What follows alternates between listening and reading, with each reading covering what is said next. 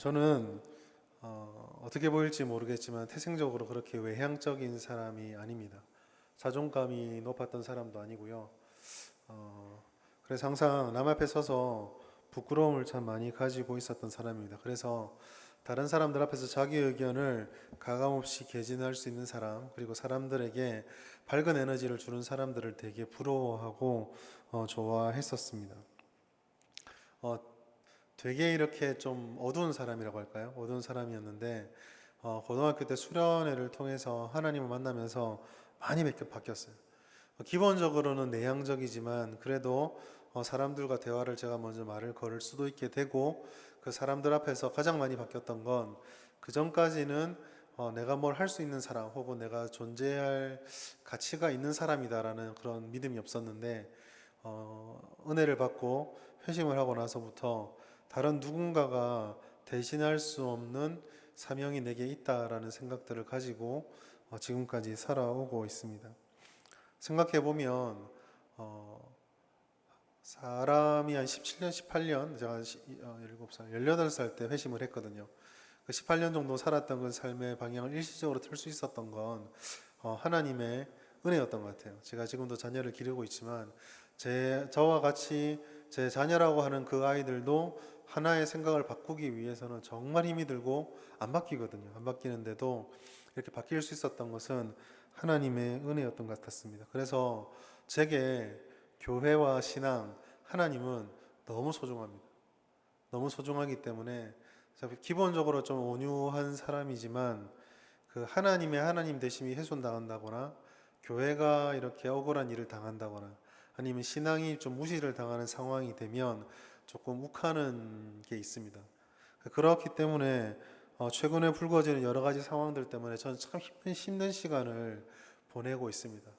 비단 우리가 함께 모여서 예배를 드리지 못한다, 그 정도 때문에 힘든 게 아니라, 우리가 가지고 있었던 신앙이 외부적으로 핍박을 받는 것이면은 오히려 좀 나을 것 같아요.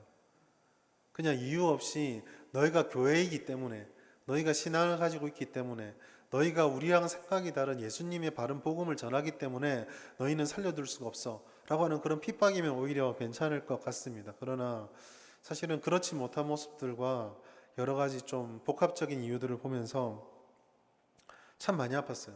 아시는 분 아시겠지만 이번 주 한 주 동안 제가 휴가 기간이었거든요. 휴가 기간 동안에도 같이 여기저 가족들과 시간을 보내다가 잠깐 혼자의 시간이 주어지면 항상 뉴스를 보고 이런 상황들을 보면서 마음이 참 힘들었습니다. 얼마나 이 상황이 마음이 아팠으면 내가 목회자로서 이 땅에서 계속 할 수 있는 일이 남아 있을까라는 생각조차 할 정도로 많이 힘이 들었었습니다. 그런 생각들을 비단 이 휴가 일주일 동안이 아니라 그 6월 달부터 시작해서 계속 변하는, 처음에는 우리 내부에서 외부에서 환경적으로 국가적으로 세계적으로 벌어진 일들을 보면서 처음에는 고민하고 근심하고 또 아파하고 마음이 힘들었거든요. 그런데 이번 주에는 한번 그런 생각을 좀 해보게 되었습니다. 뭐가 그렇게 힘들까? 뭐가 그렇게 심각한 걸까?를 고민을 했습니다. 단적인 예를 들어서 비대면 예배가 지금 거의 이슈잖아요. 어디서나 할 수 있다 못한다 문제인데, 이번 주에는 제가 그런 생각을 좀 해봤어요. 어떤 비대면일까?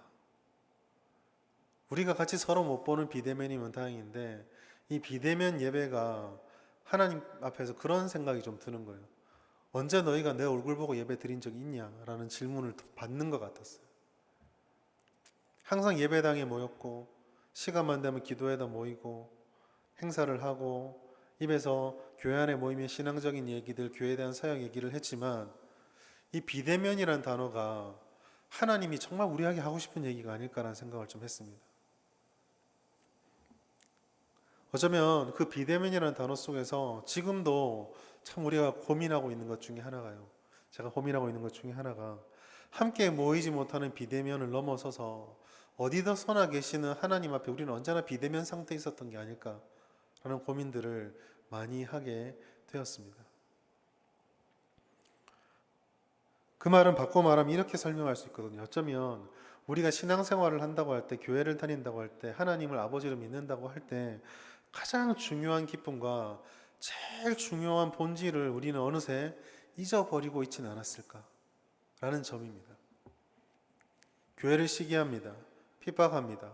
우리가 하고 싶었던 것, 우리가 해왔던 것들을 할 수 없는 상황이 되었습니다. 하려고 하니까 못하게 하고 비난과 여러 가지 안 좋은 이야기들이 들립니다. 거기에 대해서 반응을 하고 싸우면서 또한 알게 모르게 오해도 쌓이고 점점 어두워지는 것만 같습니다. 그런데 그러한 상황들을 살펴보면서 우리가 예수님을 믿게 되었다라는, 교회가 교회되고 성도가 성도가 되었다라는 것에 대한 영광과 자신감, 가장 큰 은혜에 대해서 참 많이 고민을 못 해보고 있다는 생각이 들었습니다. 그리고 이번 주에 오늘 본문의 말씀을 통해서 우리는 그 본질로 좀 돌아갔으면 하는 생각을 가집니다. 도대체 우리가 신앙을 가지고 있다는 게 뭐가 중요한 것일까요? 사도 바울은 오늘 우리들에게, 이와 같은 상황에 빠져 있는 우리들에게, 어쩌면 우리보다 더 훨씬 치열한 박해와 고난을 겪었던 그 초대교회 성도들에게 그 박해와 고난을 어떻게 헤쳐나가고 어떻게 효율적으로 대응할 것인가, 거기서 어떻게 우리의 모든 것을 쟁취해낼 것인가에 대해서 전혀 언급하지 않고 있음을 발견하게 됩니다. 오히려 그러한 상황을 불러주었던 우리의 연약함과 세상의 본질 속에서 놓치지 말아야 될 것이 있다라고 말하고 있습니다. 그것은 바로 우리가 그리스도의 양자가 된 성도다라는 사실을 본질적으로 말해주고 있습니다. 오늘 우리가 읽었던 로마서 8장의 말씀을 잘 이해하기 위해서는 7장부터 이어지는 사람의 기본적인 본능, 그 상태를 기억할 필요가 있습니다. 사람은 7장에 나타나는 성도들의 기본 모습은요, 갈라진 마음입니다.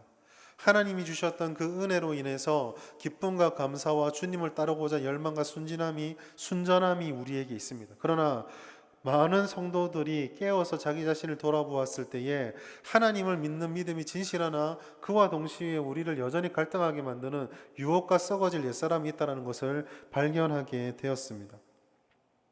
그 갈등 속에서 우리들을 더욱더 공감에 빠지게 만드는, 오히려 내가 하나님을 몰랐다 그러면 이러한 상황이 고민이 되지 않을 텐데, 내가 하나님을 알기 때문에, 믿음을 가지게 되었기 때문에 이러한 내 본성의 모습이 나를 더 힘들게 만드는 그런 공고함에 빠졌다라는 것을 노래하는 것, 그것을 한탄하는 것이 로마서 7장의 말씀이죠. 이러한 로마서 7장에 있는 한 크리스찬의 모습은 사실 색다른 건 아닙니다. 우리가 모두가 경험하고 있는 것이죠. 말씀을 읽고 기도하고 신앙에 대한 이야기를 하고 때로는 책을 읽거나 성경을 읽을 때 우리는 하나님께서 우리에게 뭘 원하시는지를 깨닫습니다. 이렇게 해야 되겠다 결심도 합니다. 그러나 동시에 우리가 깨닫는 게 뭡니까? 우리의 삶의 현장으로 들어가 버리면 여전히 변하지 않고 여전히 그런 부분에 어려움을 겪는 나의 낙함, 심지어 한 단계 더 나아가 하지 않는 정도가 아니라 오히려 반대편에 서 있는 듯한 유혹받는 나의 모습을 발견을 하게 됩니다. 말씀만 보면 옳고 그름이 명확해 보이는데 삶으로 들어가 보면 우리에게 찾아오는 다양한 변수들, 계산들, 상황들, 그리고 시시각각으로 변하는 우리의 심령의 연약함과 공고함들이 아무것도 우리의 모든 확신들을 그대로 지키는 것을 도와주지 않는 것을 발견해 된다는 거죠. 그래서 어떻게 보면 신앙생활할 때 우리가 겪게 되는 많은 경험들은 하나님이 우리와 함께 해주신다는 확신과 은혜도 있지만 그 못지않게 아무것도 확신할 수 없다라는 혼란, 부끄러움, 뒤엉켜 있는 모습들의 삶을 우리는 흔히 대면하게 됩니다. 7장이 이와 같은 성도들의 일반적인 모습들, 보편적이고 당연한 모습들을 노래했다고 한다면 8장은 거기에 대한 하나님의 답변입니다. 그렇지만 이 답변이라고 한다 할지라도 그런 상황이 어떤 하나하나의 방법들이라든지 그 상황에 대응하는 정답들을 주고 있지는 않습니다. 오히려 하나님께서는 그와 같은 현실에서 느끼는 혼란과 어려움을 향해서 네가 누구인지를, 즉 존재가 어떤 존재인지를 집중하고 주목하는 것을 택하셨습니다. 그리고 그 말씀, 그 존재에 기반을 해서 내가 어떻게 행동해야 되고 무엇을 해야 되는지를 말씀해 주고 있습니다. 갈등과 고난을 원하는 사람들 아무도 없죠. 기도하면서 내가 이 기도가 끝나고 나면 당연히 누구나 기대하는 바는 이 기도가 끝나고 나면 이 기도하게 만들었던 문제가 좀 해결이 돼서 지금보다 완벽하게 해결되지 않을지라도 상황이 나아지기를 바랍니다. 신앙을 가진 사람은 모두나 똑같아요. 교회 다니는 사람만 그런 것이 아닙니다. 새벽부터 일어나서 밤에 그 산에 올라가서 물 떠놓고 기도하는 사람들이나 절을 찾아가는 사람들, 이슬람교 사람들이 그렇게 때를 정해놓고 기도하는 그 모든 기도들의 핵심 속에는 그와 같은 어떤 특별한 상태에 대한 갈망이 있습니다. 어떤 사람은 그것을 위해서 자기가 가장 평안함을 느끼고 자기가 가장 만족을 누리는 그 일을 하려고 합니다. 또 어떤 사람들은 그러한 것들조차도 우리를 힘들게 만드는 것이 되기 때문에 철저한 금욕의 삶을 주장하기도 합니다. 그러나 그게 쾌락이 됐든 금욕이 되었던 어떤 것이든지 결국은 지금 내가 처해 있는 갈등과 어려운 상황을 벗어날 수 있는 그 어떤 걸 원한다는 점에서 뿌리는 같습니다. 그러나 아무리 어떤 행동과 어떠한 시도들을 한다 할지라도 성경에서 말하는 것들과 그들이 추구하는 것들은 근본적으로 다릅니다. 겉으로 드러나는 과정들이나 어떤 고행이라든지 수행이라는 측면에서 비슷해 보일지 모르겠지만 근원적으로 다를 수밖에 없는데, 그것은 성경은 이 모든 것들의 근원이 사람이 지은 죄 때문이라고 하는 명확한 원인으로부터 출발하고 있기 때문입니다. 즉 우리가 원래 처음 만들어지고 하나님이 세상을 창조할 때부터 이것을 운명론적으로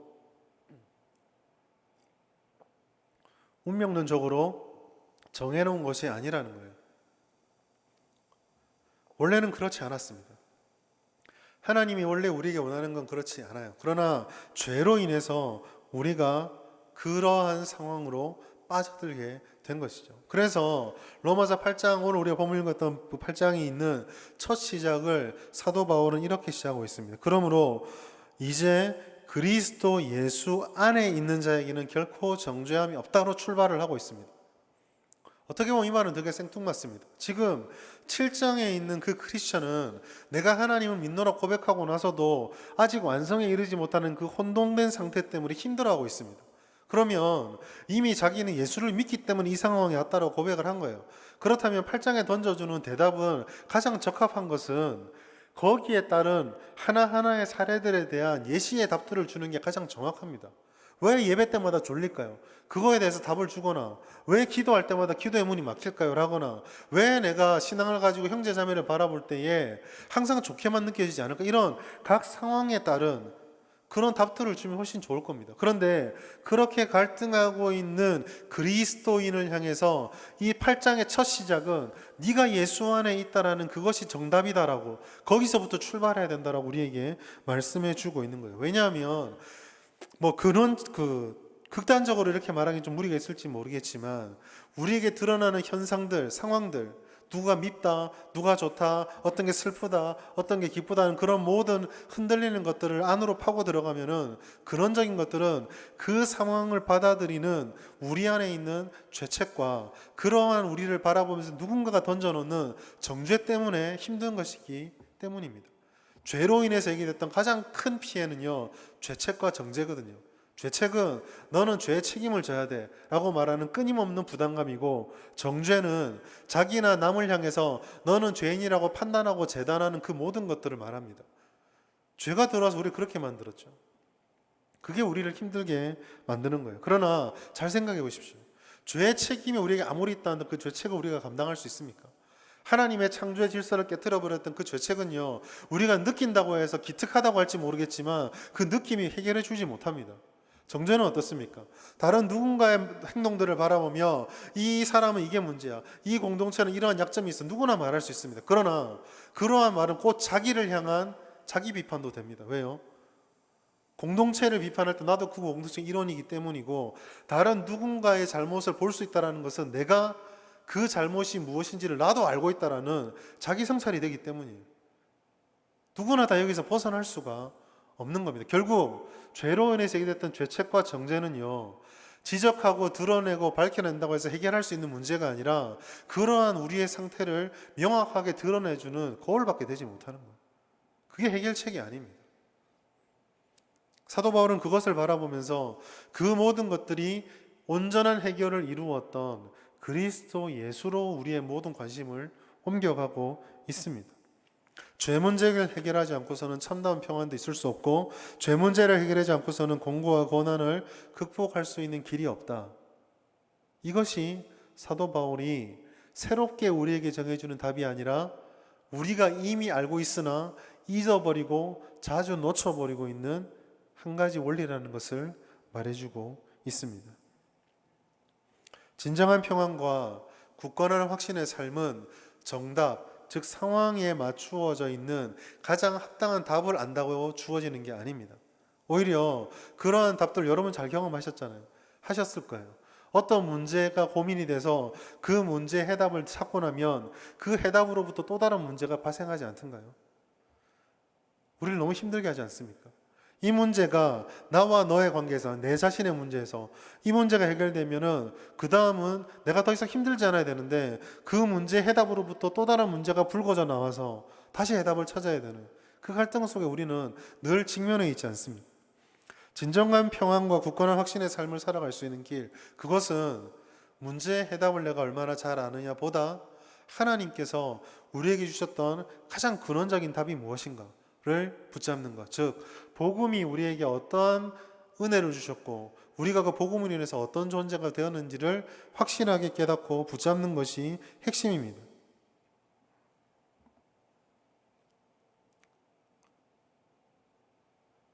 여러분들에게 그래서 무엇보다 중요한 것, 이 예배를 드리는 우리들에게 무엇보다 중요한 것은 우리가 그리스도인이다라는 것을 확신하고 신뢰하는 것입니다. 아무리 예배를 드려도 그게 대면이 됐든 비대면이 되었든 일주일에 10번을 드리든 100번을 드리든 아무리 봉사를 많이 하고 성경을 많이 하든지 가장 중요한 핵심인 이 질문 앞에서 당당하게 확실히 있게 우리의 자신들을 돌아보지 않는다면 그 모든 것들은 헛된 것입니다. 우리는 과연 그리스도인입니까? 그리스도 예수 안에 있는 자입니까? 이 질문에 우리는 답을 해야 됩니다. 성경은 그리스도인들이 이 복음의 은혜를 의지하고 거기서부터 출발하지 않으면 공고함을 이길 수 없다라고 말하고 있습니다. 그렇다면 여러분들이 만약에 나는 그리스도인이다 라고 확신을 하신다면 거기서부터 그 다음 말씀을 전할 수가 있습니다. 그렇다면 우리가 그리스도인이라면, 그리스도 예수 안에 있는 자라면, 그 은혜를 이미 우리가 받았다면 그 은혜를 받은 자로서 어떠한 삶을 살아야 하는가? 첫 번째로 우리는 그리스도인이 되었기 때문에 몸의 행실을 죽여야 합니다. 8장 13절 말씀 보면 이렇게 되어 있습니다. 너희가 육신대로 살면 반드시 죽을 것이로되 영으로서 몸의 행실을 죽이면 살리니 라고 되어 있습니다. 바울이 기록한 말씀 중에서 몸이나 육체라고 하는 단어들은 일반적으로 부정적으로 사용이 됩니다. 즉 이 몸과 육체는 하나님의 영적인 질서와 하나님의 은혜를 대적하는 사탄적이고 옛사람의 모습들을 지칭할 때 많이 사용된다라고 하는 것이죠.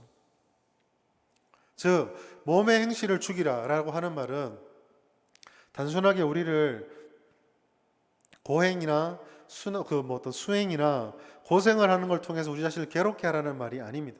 그것은 하나님을 대적하고 하나님께서 원하시는 발걸음을 걸어가도록 만들어오려고 이 길을 주셨을 때에 그 길을 걸어가지 못하도록 자꾸 우리를 끄집어 당기는 옛사람의 습성들, 세상적인 가치들을 죽이라라는 것을 말을 합니다.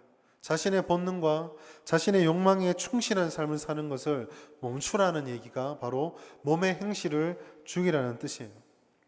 사람의 본능과 욕망은요 결코 가볍지 않습니다.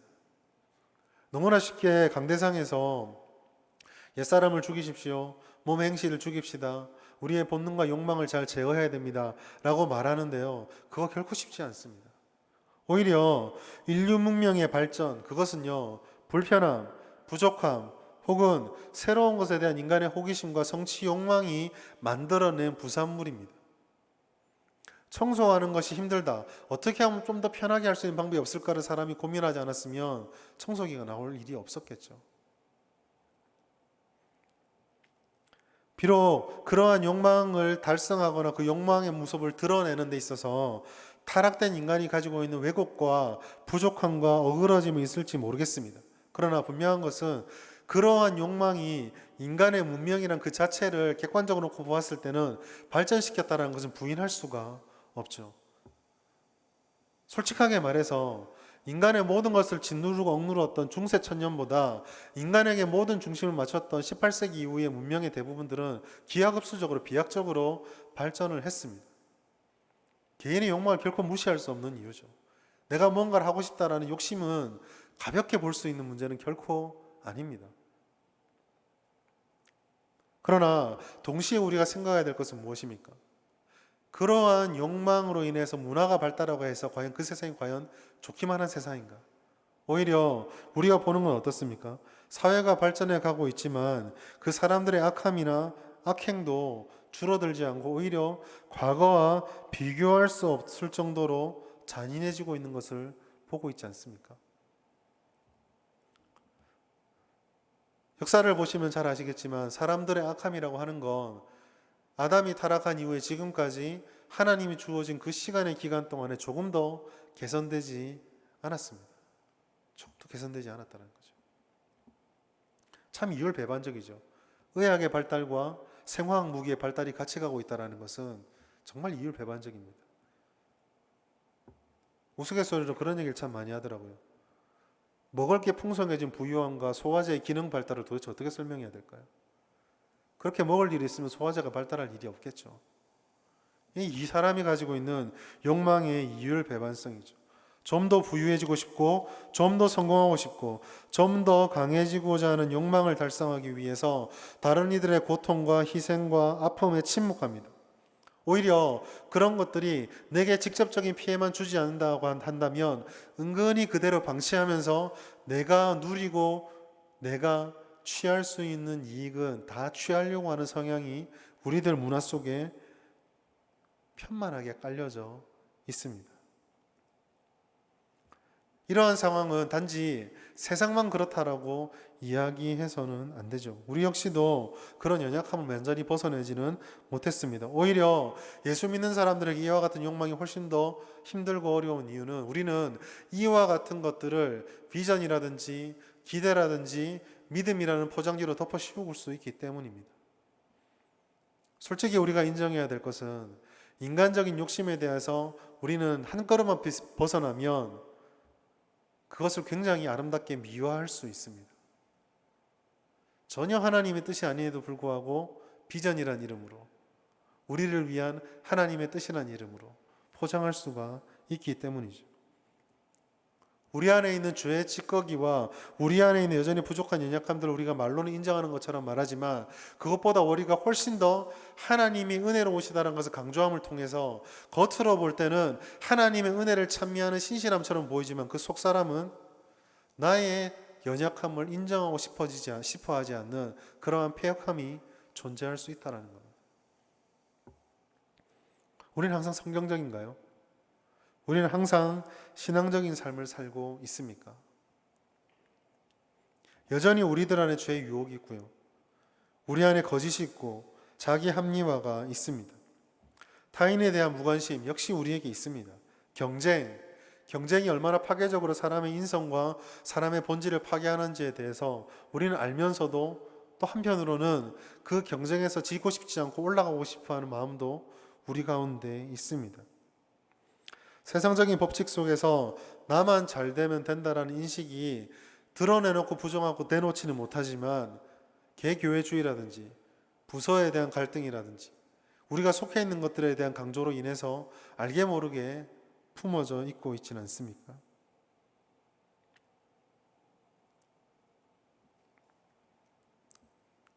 사랑제일교회도 한국교회가 만드는 이단하거든요. 신천지도 한국교회가 만든 괴물입니다. 그렇지 않나요?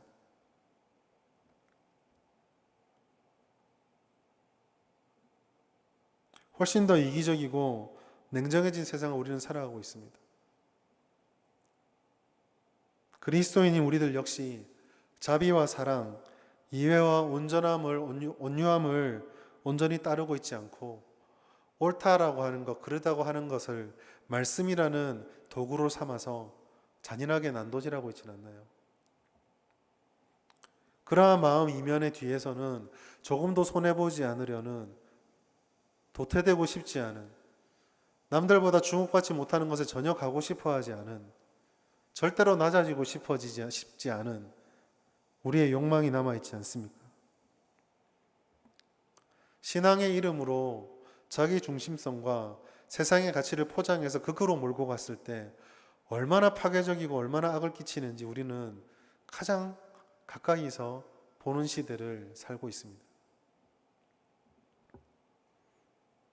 그렇기 때문에 우리는 오늘 이 말씀을 진지하게 새겨야 합니다. 은혜를 의지한다라는 것, 하나님께 은혜를 받았다고 하는 것은요, 누리고 기쁘고 즐겁다 문제가 아닙니다. 하나님께서 은혜를 베풀어 주셨다는 것은요, 우리가 그리스도인이 돼서 하나님의 자녀가 되었다라고 하는 것은 그 이전에 우리를 지배했었던 몸의 행실을 그대로 방치시켜 놓아서는 안 된다라는 극단적인 영적 전쟁을 우리를 몰아갑니다. 은혜를 받습니다. 하나님 은혜를 사모합니다. 이 말과 하나님 저를 좀 놓아두십시오 라는 말은 결코 같은 자리에 쓸 수 없습니다.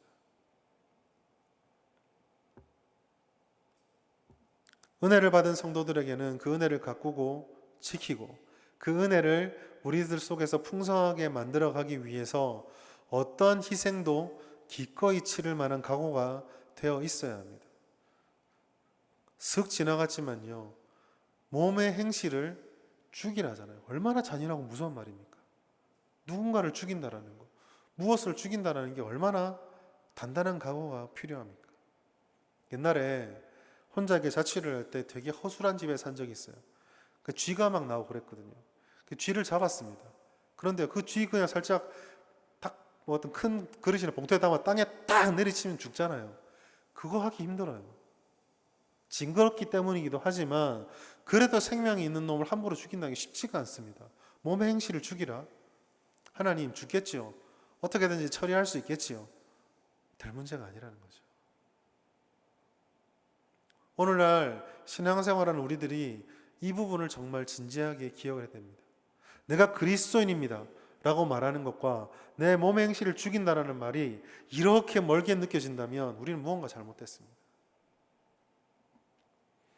우리 안에 육체의 유혹을 추구하고 우리를 만족시키는 것을 더 사랑하는 것. 그래서 예수를 믿는 구원이 시작되었음에도 불구하고 여전히 성숙해져 가지 못하는 우리의 모습들을 지나치게 관대하게 바라보아서는 안 된다라는 거예요.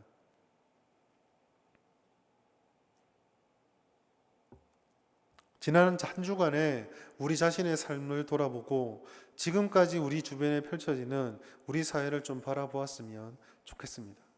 단지 우리 공동체만 잘 되고 나 한 사람만 잘 되고 우리 교회만 평안하면 괜찮은 문제가 아니에요. 소금이 3%만 있어도 바다는 썩지 않고 바다는 바다 원래의 기능을 할 수가 있습니다. 이 땅에 그리스도인이 25%까지 있었다가 지금 이단까지 포함해서 한 18%, 20%라고 합니다. 그러면 순수한 그래도 나름 건전하던 교회들은 15, 18% 되겠죠. 그래도 그렇게 많은 수들이 기독교 국가가 아닌 이 나라에서 그러한 많은 인원들이 1,000만에 가까운 인구들이 하나님을 믿노라고 고백하고 노래하고 있습니다. 그럼 우리에게 어떤 성숙의 모습이 나타나고 있나요? 교회는 과연 자기 몸을 죽이는 그 일에 얼마만큼 힘을 썼을까요? 우리 공동체는요? 저와 여러분은요? 하나님께서 기뻐하지 않은 육체의 소욕이 무엇인지 묻는 질문조차 우리는 해본 지가 오래되지 않았던 건 아닙니까? 사랑하는 청년 여러분, 몸의 행실을 찾아서 그 소욕을 버리는 것부터 시작합시다. 버려야 삽니다. 나를 죽여야 살 수가 있습니다.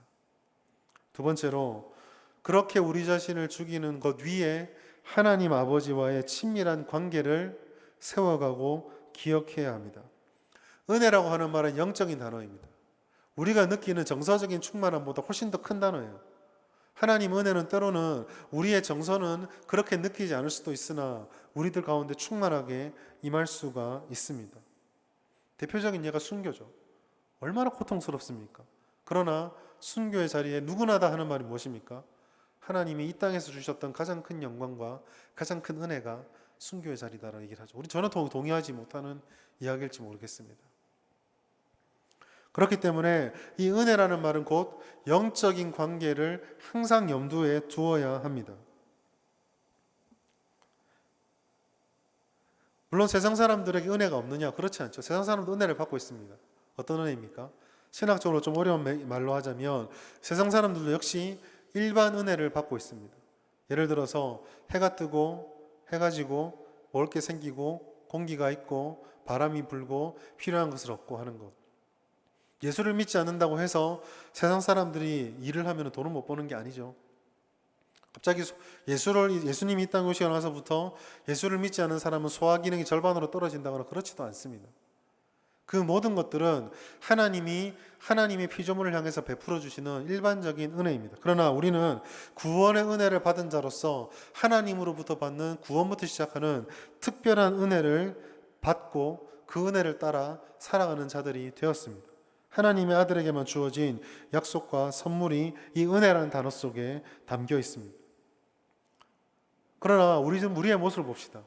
교회와 성도들의 모습들을 바라보면 그 어마어마한 은혜들을 받는 자격이 충분히 있다라고 자신 있게 말하기가 힘듭니다.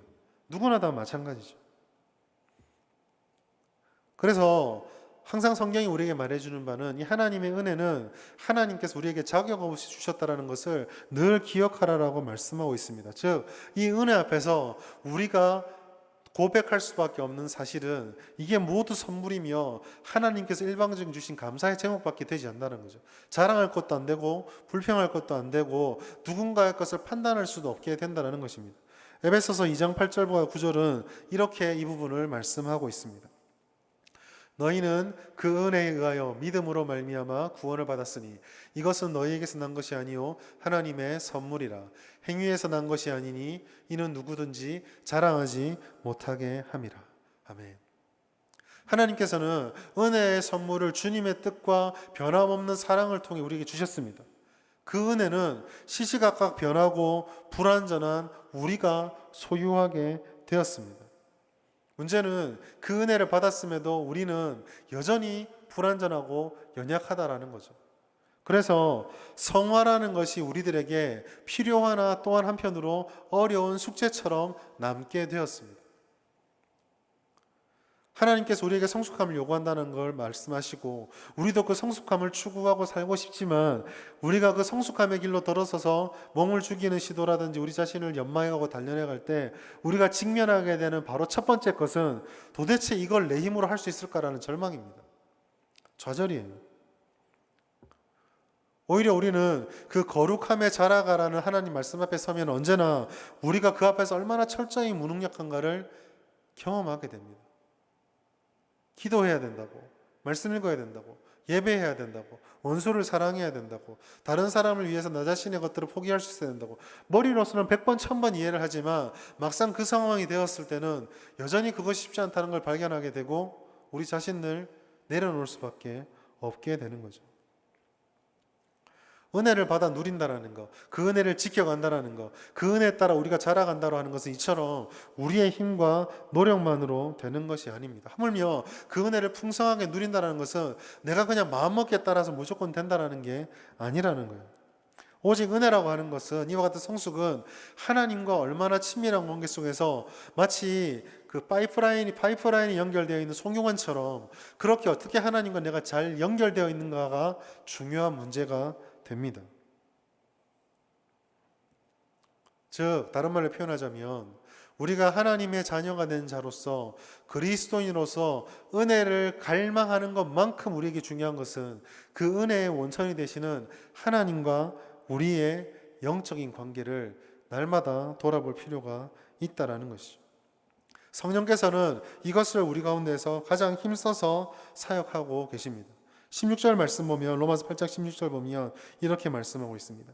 성령이 친히 우리의 영과 더불어 우리가 하나님의 자녀인 것을 증언한다로 되어 있습니다. 성령은요 우리 안에 내주하시면서 우리가 하나님의 자녀라는 것을 증언하고 계십니다.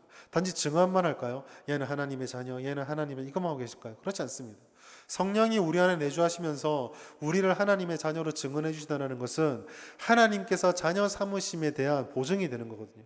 그 보증을 따라서 하나님으로부터는 은혜와 우리가 자라가는 과정에 넘어질 때, 힘들 때 모든 것들을 지켜주시는 약속의 근원으로서 역사하고 있는 것입니다. 때로 우리가 실수할 때에 하나님의 공의의 기준으로 보았을 때는 도저히 그 앞에 설 수가 없지만 우리 안에 내주하신 성령을 통하여 그리스도의 희생을 성부 하나님께 아뢰고 그 성령님의 보증을 따라서 우리는 다시 한번 하나님께 나갈 수 있게 되는 거예요. 그렇지 않다면 우리는 예배할 수가 없습니다. 이 성령의 은혜와 우리 안에 내주하시며 우리를 지켜주시는 은혜가 없다라고 한다면, 그 보증이 없다라고 한다면 여기 있는 저를 보면 누가, 지금 이 영상을 보시는 누가 하나님을 아버지라 부를 수 있겠습니까? 도저히 따라갈 수가 없는 거죠. 우리는 성령을 통해서 하나님과의 관계를 깊게 그리고 진실하게 맺어야 한다는 사실을 깨닫고 배우고 느끼게 됩니다. 예배가 무엇입니까?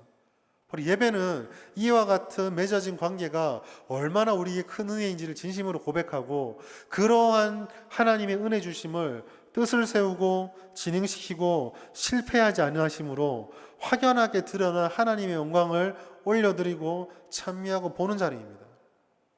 아까 제가 비대면 예배를 드렸죠. 그래서 엄밀한 말로 비대면 예배는 틀린 얘기입니다. 왜요? 애시당초 예배는요, 이 자리에 누가 왔다가 핵심이 아닙니다. 예배는요, 하나님이 그 자리에 있느냐 핵심이에요. 그게 핵심입니다. 지금 이 자리에 영상을 보시는 분들은 모르시겠지만 향유옥합 선교단 멤버들이 10명 정도 앉아 있습니다. 10명밖에 드리지 않은 예배입니까? 아닙니다. 하나님이 계신 그곳, 영상을 보는 그 자리가 바로 예배 드리는 곳이라는 거예요.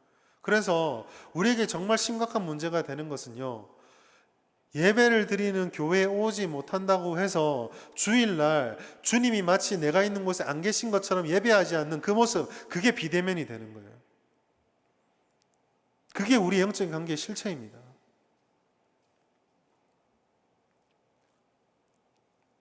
하나님께서 우리를 진심으로 사랑해 주시고 우리를 위해서 예수 그리스도를 보내주시는 죽으심을 통해서 우리를 구원해 주셨다는 은혜를 믿는다면, 우리 안에 성령께서 살아계심을 알고 있다고 한다면, 그 은혜가 너무 감사하고 그 영광이 너무 찬란하다면 우리 하나님께 예배할 수 있습니다. 제가 오늘 아침에 교회를 오면서 정말 제 뒤통수를 때리는 장면을 기억했습니다.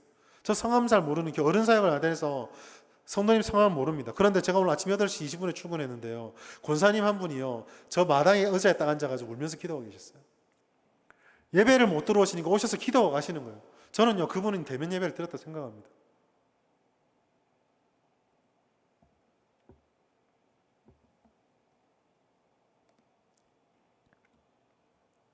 하나님과의 관계의 박약함이 우리가 정말 애타게 부르짖어야 될 기도 제목이 되는 거죠. 이 말씀이 우리 청년들에게 또 저에게 도전이 되었으면 좋겠습니다. 생명을 버리신 예수 그리스도, 그 생명을 버리신 희생 앞에서 내 감정, 내 생각, 내 느낌, 우리가 바라는 것, 우리의 현실, 그 어느 것도 희생하지 못한다면 도대체 예수님 왜 죽으신 겁니까? 그와의 관계를 위해서 자기의 목숨을 바치신 그 예수님과의 인격적이고 영적인 관계를 맺기 위해서, 그 관계를 위해서 내가 계산기를 두드리고 있다면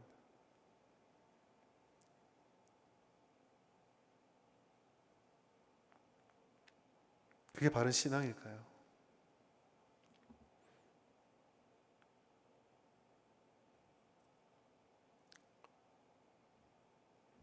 그러나 여러분, 비록 무겁게 이야기를 했지만 우리가 기억할 것은 하나님께서 우리가 이미 이와 같이 연약하다는 것을 아셨다라는 거예요.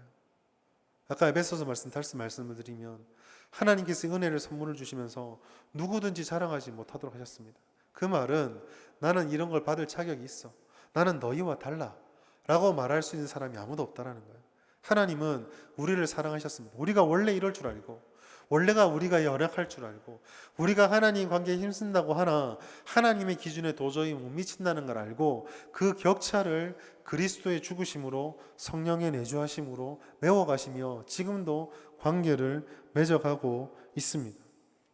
그리스도인이라는 우리의 존재는 하나님의 양자가 되었다는 우리의 존재는 모든 풍성함이 결정되었다는 약속과 같습니다. 그러나 기억하십시오. 그 약속이 있다고 해서 우리가 하나님과의 바른 관계를 맺기 위한 열심과 의지적인 노력도 불필요하게 된 것은 아닙니다. 모든 것을 아시는 하나님이지만 우리에게 기도하기를 원하시면서 그 기도를 통해 응답뿐만 아니라 우리에게 더 깊은 영적인 은혜와 성숙을 주시는 하나님인 것처럼 우리가 그 하나님과의 관계를 맺는 능력이 부족함을 아시면서도 우리가 의지를 다해서 하나님을 향해서 우리 자신을 내려놓고 몸의 행실을 죽이고 하나님과 깊은 관계를 맺을 수 있는 방법들을 찾아 우리 자신을 연단하고 성숙시켜 나갈 때에 하나님께서는 우리가 하는 의지를 넘어서는 응답과 채워주심으로 우리를 변화시켜 가신다라는 것입니다. 중요한 열쇠는 이것입니다. 과연 우리는 하나님과의 깊은 관계를 맺기 위해서 우리의 모든 열심을 다해 열정을 다하고 있습니까? 마지막으로 짧게 말씀을 드리자면 이러한 관계 맺음에 있어서 반드시 어려운 순간이 있다라는 것, 고난이 있다라는 것을 항상 기억해야 한다라는 것입니다. 17절 말씀, 자녀이면 또한 상속자 곧 하나님의 상속자요 그리스도와 함께한 상속자니 우리가 그와 함께 영광을 받기 위하여 고난도 함께 받아야 할 것이니라. 사랑하는 청년 여러분, 우리에게 약속된 영광이 있습니다. 그러나 그 영광 때문에 우리가 받아야 될 어려움과 고난도 있습니다. 하나님께 은혜를 받고 싶으십니까? 은혜를 하나님 분명히 주십니다. 그러나 그 은혜를 받았기 때문에 이 세상 속에 불완전한 세상 속에 또 완성되지 못한 사람을 만나며 완성되지 못한 교회와 공동체 가운데 우리가 맞부딪히게 될 고난과 어려운 순간도 있습니다. 그리고 이러한 모습들은 사단이 우리를 유혹하고 우리를 분열케 하고 우리를 쓰러지게 만들 때 가장 쉽게 접근해 들어오는 통로와도 같습니다. 이 세상, 지난주 설교 때도 말씀을 드리고 했지만 말세는 하나님을 향해서 극렬하게 저항하는 때입니다. 사도 바울은 이 극렬한 저항과 갈등의 시간들이 얼마나 어려웠으면 전쟁의 용어인 전신갑주를 입으라라고 우리에게 권면하였습니다. 저는 전쟁을 경험해보지 못했습니다. 그러나 군대에서 훈련소에서 훈련을 받게 되면 처음에 익숙하지 않은 훈련을 하게 되잖아요. 그럼 훈련이 나중에 보면 육체적으로 그렇게 되게 힘들다 이건 아닐지 모르겠지만 참 힘듭니다. 괴롭습니다. 그런데 그게 전쟁터로 가면 얼마나 더 괴롭겠습니까? 얼마나 더 힘들겠습니까? 우리 청년들에게 도전하고 싶은 게 있어요. 그것은 내가 신앙생활을 한다. 교회에서 하나님과 신앙생활을 한다고 할 때 그 신앙생활에 대한 생각을 다시 가지시기 바랍니다. 신앙생활은요, 안락한 흔들의자에서 예쁜 옷을 입고 서로 와인잔, 음료수잔 마주쳐가면서 하하호호 하는 게 신앙생활이 아닙니다. 향기 좋은 차와 다가와 즐거운 담소가 넘쳐서 여기만 가면 너무 기쁘고 즐겁고 행복하기만 하다. 그게 신앙생활이 다는 아닙니다. 우리가 서 있는 그곳에서 우리는 하나님과 동행하며 풍성함을 누릴 수 있습니다. 그게 직장일 수도 있고 가정일 수도 있고 공동체일 수도 있습니다. 교회일 수도 있고요. 그러나 하나님의 뜻을 이루는 기쁨과 행복이 있다라고 한다면 그것을 흐트러뜨리기 위한 사단의 유혹과 공격도 반드시 있습니다. 그것은요, 교회라고 없는 거 아닙니다. 어디든지 다 있습니다. 오히려 우리가 전쟁을 잘 생각해 보십시오. 전선이 형성돼 있고 저쪽은 나쁜 놈, 이쪽은 우리 편이라면 전쟁이 워낙 쉽습니다. 근데 치명상은 어디서 나옵니까? 여기서 스파이가 하나 넘어와서 안에서 폭탄 하나 빵 터뜨리면 치명상입니다. 사단이 이거 모를까요? 세상은 저쪽, 교회는 이쪽 갈라놓고 싸우면은요, 사단이 얼마나 힘들겠습니까? 가장 좋은 방법은 뭘까요? 교회 안으로 들어가 거기서 위장된 믿음으로 폭탄을 터뜨려 버리는 겁니다. 그게 얼마나 우리를 힘들게 하겠습니까? 참 신앙은요, 그리고 우리가 영적으로 바로 서려고 하면 할수록 사단의 제일 첫 번째 공격의 대상은 바로 거기입니다. 우리는 신앙에 바로 설수록 하나님의 영광을 사모할수록 또한 그와 동행하기를 힘쓰면 힘쓸수록 더욱더 사단의 공격에 노출될 수밖에 없다는 사실을 기억하실 필요가 있습니다. 내가 우리 공동체를 더 사랑해야지. 내가 말씀을 더 제대로 읽어야지. 내가 기도하면 제대로 해봐야지. 내가 예배하면 제대로 한번 드려봐야지. 그런 결심이 들 때에요. 그런 결심을 하는 자기 자신의 자부심을 가져도 좋습니다. 그러나 그와 동시에 경계심을 가지십시오. 어디서 이 결심을 뒤흔들 공격이 들어올지 모릅니다. 그러나 이러한 공격이 과연 무섭기만 할까요? 이러한 공격이 과연 우리를 무너뜨릴 수 있을까요? 아닙니다. 18절 말씀, 생각하건대 현재의 고난은 장차 우리에게 나타날 영광과 비교할 수 없도다. 이게 무슨 말일까요? 비록 그러한 고난이 우리를 흔들 수 있고 아프게 할 수 있을지 모르나 결국은 장차 우리에게 다가올 영광을 뺏어갈 수 있다 없다? 없다라는 거예요. 따라서 우리는 그 고난과 어려움과 힘든 순간을 바라보면서 그것 너머에 있는 주님의 약속과 하나님이 어떠한 분이실지를 주목해 보아야 합니다. 결국 또 우리가 하나님의 양자가 되었다라는 그 양자됨의 영광을 우리가 얼마나 진실하고 신실하고 확신 있게 붙들고 있느냐로 돌아가지게 된다는 것이죠. 고난은 힘든 것이지만 우리에게는 주님의 약속의 말씀이 있고 기도하면 들어주시겠다는 하나님의 약속이 있습니다. 그리고 예배를 드릴 수 있는 우리의 신앙이 있습니다. 하나님께서는 우리가 기도할 때, 우리가 하나님께 예배할 때, 우리가 주님의 믿음을 가지고 이 세상 가운데 하나님의 뜻을 따라서 정도와 바른 길을 걸어가려고 할 때 우리 안에 함께 하신 성령의 능력으로 함께 하시고 지키시고 인도해 주십니다. 요한복음 14장 18장 말씀으로 오늘 말씀 마무리하도록 하겠습니다. 같이 읽겠습니다. 시작. 내가 너희를 고아와 같이 버려두지 아니하고 너희에게 오리라. 아멘. 사랑하는 청년 여러분, 우리는 하나님의 아들입니다. 하나님은 우리를 버려두지 않으셨습니다. 사단은 이 확신을 자꾸 흔들려고 합니다. 우리들에게 이것에 대한 마음들, 이 은혜를 자꾸 희석시키고 연약하게 만들려고 합니다. 그것이 희석되고 연약해지면 그 자리는 반드시 다른 어떤 것으로 채우고 싶어하는 욕망에 우리는 사로잡힐 수밖에 없습니다. 그러나 예수님께서 비유에서 들으셨던 것처럼 가장 값진 보화를 알게 된, 소유하게 되고 발견하게 된 진주장사는 자기 모든 소유를 팔아도 이것을 취하는 것을 전혀 아깝지 않게 여깁니다. 핵심이 무엇입니까? 내가 가지고 있는 재산, 내가 가지고 있는 생각, 내가 원하는 것들이 얼마나 크고 좋은 것인가가 아니라 내가 그것을 희생해서 얻게 된 그것이 얼마나 좋은 것인가 아는 것이 이것을 버리는 열쇠입니다. 우리가 이것을 버리지 못한다면 이게 진짜 그만큼 가치 있어서가 아니라 우리가 그리스도의 양자가 되었다는 이것이 얼마나 큰 가치를 가지는지를 모르기 때문입니다.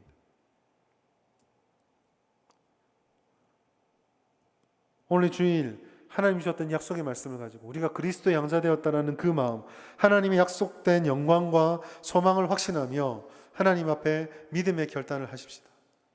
세상을 따라가지 않고 우리가 받았던 그 양자된 그리스도의 영광을 더 깊이 깨달아 이 세상에 일희일비하지 않으며 어떤 상황 가운데 심지어 사람들이 다 외면하는 낮은 자리에 가서도 주님과 동행하는 그 영광스러운 삶을 사모하게 하여 주시옵소서. 그것이 우리의 모두의 기도 제목이 되어야 할 것입니다. 그럴 때에 하나님께서는 비로소 그리 아니하실지라도 어떤 순간에라도 우리에게 은혜를 베풀어 주시는 하나님이라는 것을 경험하게 되고 발견하게 될 것입니다. 이런 한 차원 높아진 주님과 동행하는 은혜를 경험할 수 있는 우리 모든 성명교회 청년들 될 수 있기를 주의 이름으로 축복합니다.